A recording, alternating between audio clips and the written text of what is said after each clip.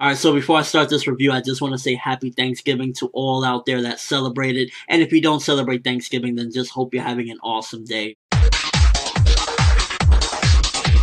This episode of Naruto Shippuden, a lot of stuff was in it. I've noticed that they've been packing a lot of content into these episodes. We had from the Kage versus Madara, the shit with Madara going down, of him breaking out. You have Dan and Tsunade scene. You have the Sasuke, Juubi, and Suigetsu scene. And then you also have Naruto versus Tobi, and Tobi pretty much shoving all that chakra into the Ghetto Mazo. So you have quite a bit in this episode, a lot of decent progression. So pretty much out of everything that went down in this episode, for the most part, I felt it was all pretty much top notch. You got the animation for the most part over the top. Everything was just looking beautiful. All the Edo Tensei going away. The animation in this episode was pretty much spotless for the most part. There were a couple scenes here or there, but the animation was on point with this one. I could only say that with this episode, the only thing that slightly bugged me was the fact that it feels as though the Edo Tensei people were pretty much like, they were around, but there was so much more that could have been done with them. Especially like you see some of the characters and it's like, oh, Maru, he was brought back, but we really didn't get much with him. It could have been like, you know, a little addendum to his legacy. And I think that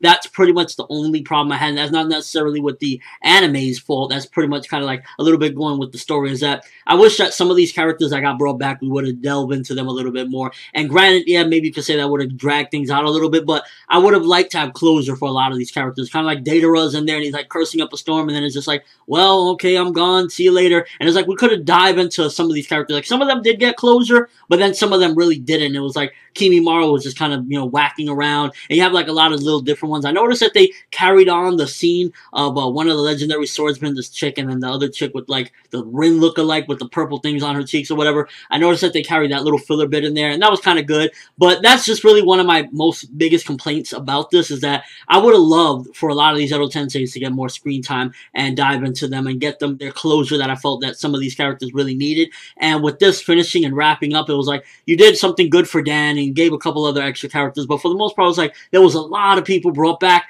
that didn't really get that closure. And it really feels, in a way, with the anime in particular, not necessarily with the manga, but with the anime, they went very quick with the Edo Tensei. And, you know, I'm not including filler because, you know, filler is filler. But, like, it feels as though they just were brought back. Edo Tensei just went down not too long ago, and already we're wrapping everything up and putting them away, and it was like, we could have dived into them. But aside from that, I think everything else was handled very nicely. The Tsunade and Dan scene was actually very well done compared to the manga. Like, in the manga, it was like, why is Dan here? We're in the middle of some great shit. I don't care about Dan. Get him the fuck out of here. In the anime, I was like, wow, they actually did this good. The music and everything. A little bit weird when Tsunade kept on, Don.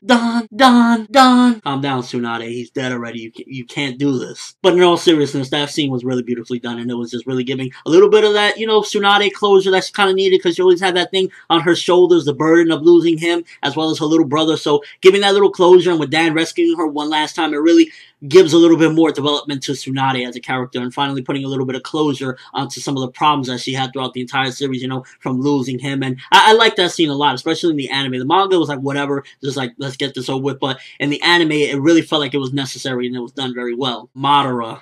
Uchiha Madara. This is the week of Uchiha Madara, because the manga, he's kicking ass, and in the anime, he's kicking ass. This episode, it was like, it really just shows how much of an entire other league he is compared to the Kage. Motherfucker broke out of Edo Tensei when he was getting sucked out away from, you know, the jutsu being released. And he went back and he was like, nah, I'm gonna stay here a while longer. Like a boss. And in all honesty, aside from it being epic as hell, it really just displayed that Madara Uchiha is beyond what the Kages could even fuck with. It was just like, he is just in a whole different bracket than them, when he can freaking pretty much fuck with the Edo Tensei when they're trying to get rid of him and still come back. It's like, yeah, this guy is totally out of you guys' league. He's up there. While it was added in there and it had nice animation and whatnot, this episode, it was good that they started moving along with the Sasuke, Juubi, and Suigetsu scene, but it didn't really go too far with that. Definitely going to be very important. If you've seen the preview, which, by the way, what the fuck is up with them spoiling super heavy with the preview for the next episode? It's like, the title of the preview of the next episode for anime-only viewers, like,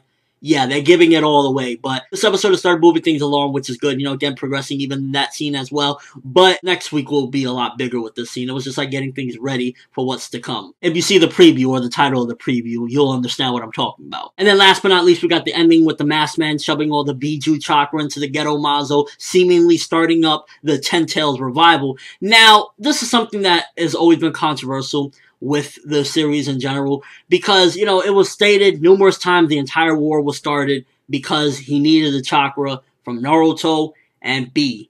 Now, Naruto, okay, was supplemented with the Ginkaku and Kinkaku that they had chakra, and he probably wasn't really aware of that whole scenario because, I don't want to say why, but he probably wasn't aware of their, you know, existence and what they had to offer regarding that. But the whole thing with B, and remember how they still had to go and capture B because they really needed the chakra, and that's why they had them confined and everything. Like, this is something that still to this day I feel was a bit problematic in the revival of the Juubi, or the attempting of the revival of the Juubi at this particular point, is that it was really displayed and really said numerous times, driven in, that you need Naruto and B to finish this off.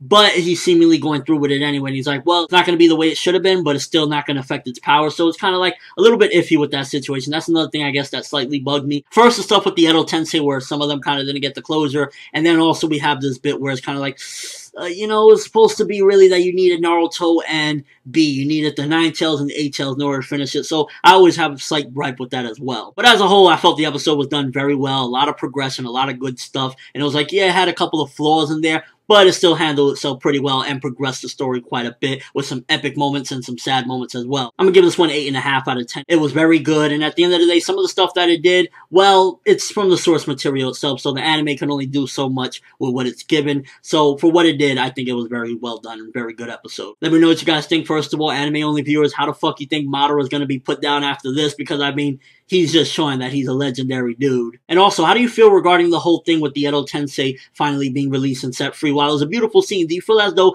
there was missed opportunities here or there with some of the people that were revived, and it's kind of like they're going so soon and we could have probably got a little bit more closure with some of them? And also the revival of the Juubi. Do you think that it's kind of a bit cheap in a way that, you know, necessarily he's doing it without Naruto and B, even though it was kind of stated that he really needed their chakra, you know, 9 tails and 8 tails full chakra to start it up? Let me know in the comment section below and your overall thoughts of this episode. Beautiful animation, a lot of progression, but slight problems here or there. But that's all I have for this review. Thanks for watching. Hope you enjoyed. Thumbs up if you can't wait to see what's going to go down next week regarding Sasuke, because, again, if you see the preview, you're going to see some crazy shit. I'm ForneverWorld, and as always, people, have an awesome day.